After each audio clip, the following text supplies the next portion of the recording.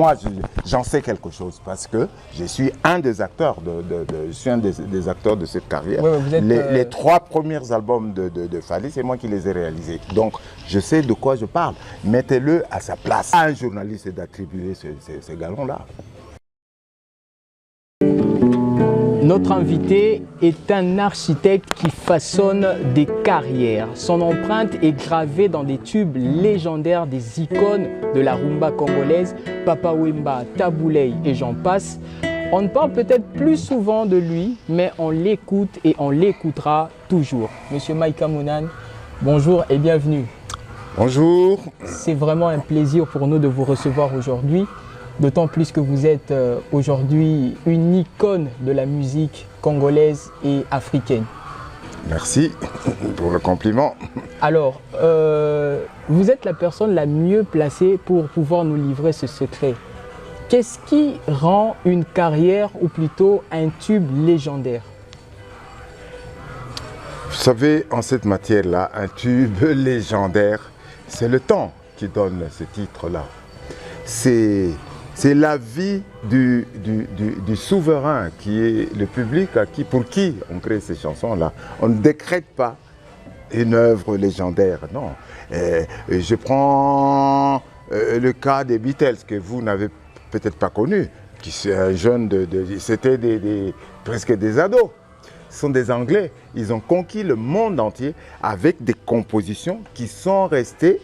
Alors là, on peut parler qu'ils sont des titres cultes, qui sont devenus des modèles de composition.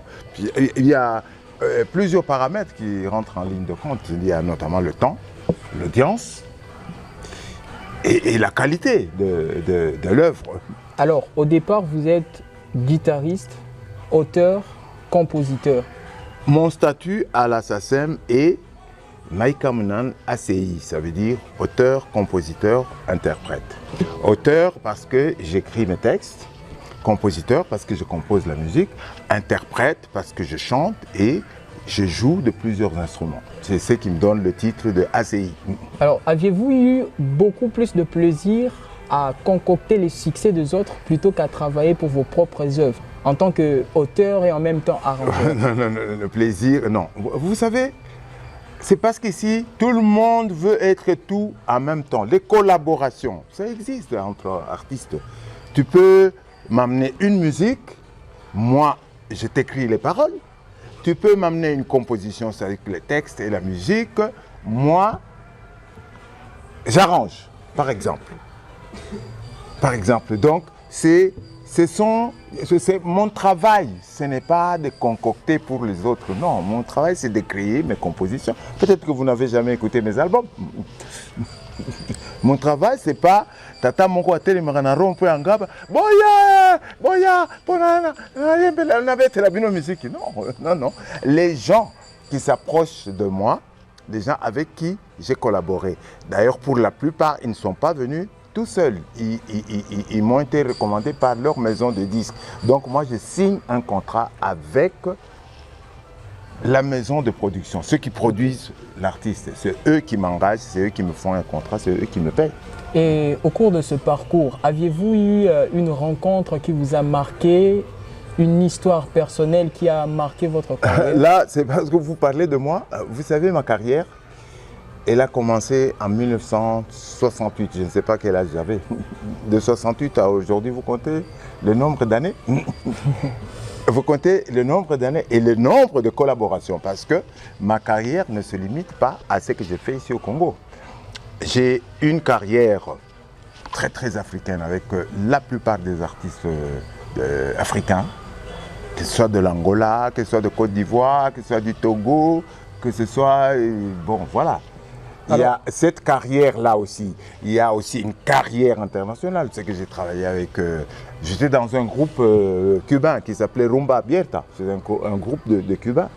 Alors, vous avez souvent évoqué votre plus grand cheval de bataille, votre plus grand rêve a toujours été que la rumba soit là où elle mérite d'être. Plutôt un genre incontournable sur la scène mondiale de la musique.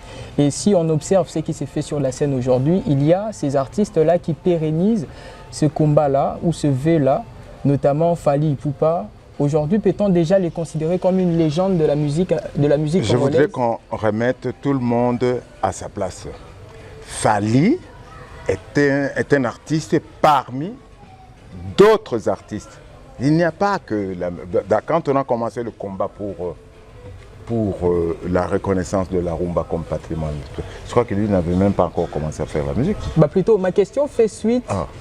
Ma question fait suite à... Non, vous voulez me dire qu'il porte le drapeau ou c'est quoi? Non, il fait sa carrière.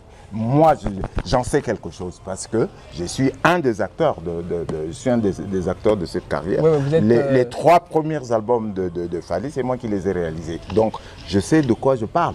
Mettez-le à sa place. N'en faites pas... c'est pas... Non. Ah, du coup, parce qu'il y a récemment un éminent journaliste de notre pays qui avait catégoriquement refusé d'attribuer à Fally Ipupa cette reconnaissance des légendes actuelles de la musique. Bon, je ne suis pas au courant de ça, mais je crois que ce n'est pas un journaliste d'attribuer ces galons-là. Ce n'est pas un journaliste. C'est quel journaliste? C'est un chroniqueur de musique?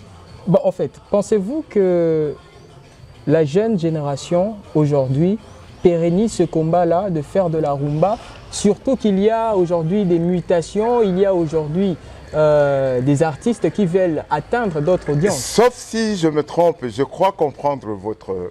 Vous situez la musique dans un créneau temporel, c'est-à-dire jeune génération ou vieille génération. La musique, tu vois Franco, il n'est pas mort vieux. Tout ce qu'il faisait là, il avait moins de 50 ans. Okay. Et il arrivait à conquérir tout le pays. À tel point que les gens croient que Franco c'est un vieillard avec le dos courbé comme ça, et la barbe blanche et tout ça. Non. Franco était jeune quand il faisait ça. D'ailleurs, quand il a commencé. La musique, le critère en musique, c'est pas l'âge. Tu vas me dire, Michael Jackson qui a commencé à chanter à l'âge de 5 ans, tu vas le mettre dans quelle génération? Alors, que faut-il à un artiste pour être considéré comme une légende? Parce que nous, vous avons... Qui donne ce titre de légende?